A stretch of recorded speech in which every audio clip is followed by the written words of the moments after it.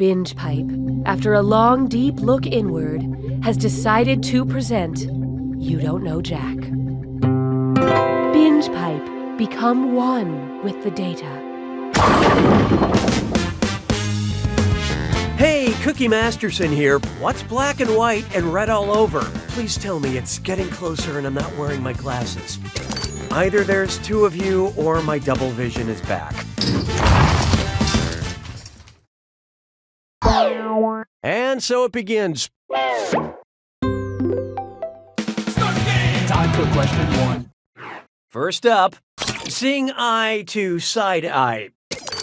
Say you gave side eye so fierce, both eyes ended up on one side of your face. What cautionary tale might your predicament inspire? The tale of the human lobster, the tale of the human chameleon, the tale of the human starfish, or the tale of the human flounder?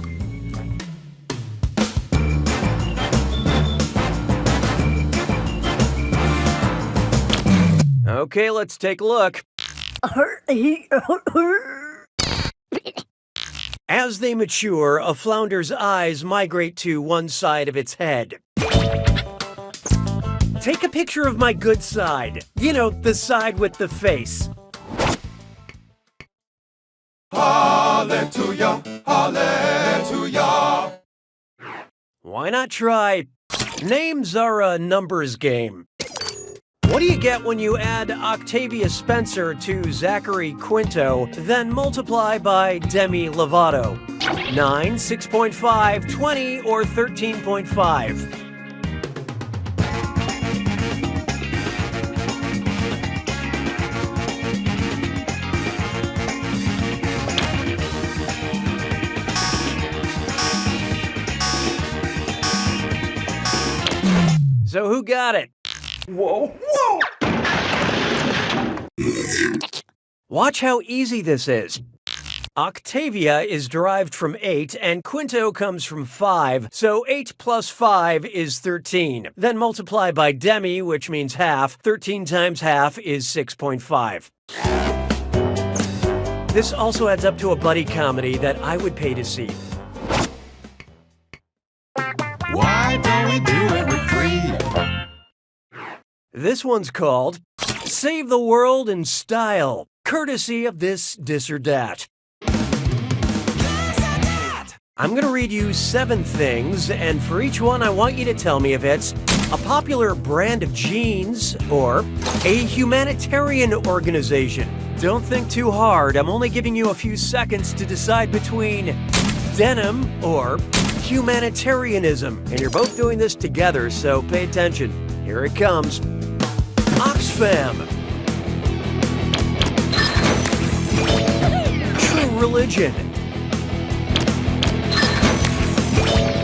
Citizens of Humanity. All Hands.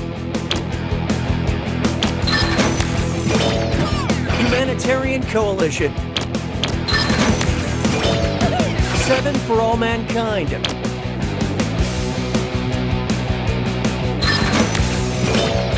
Interaction.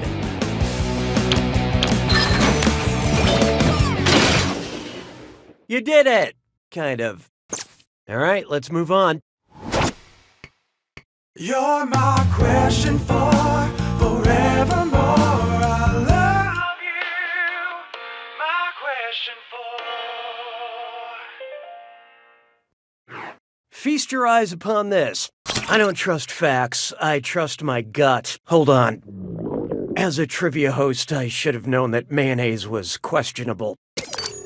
My lunch is disagreeing with me, and it's omitting a lot of viable counter-arguments, which means it's using which fallacious persuasion technique? Ad hominem attack, moving the goalposts, card stacking, or fallacy.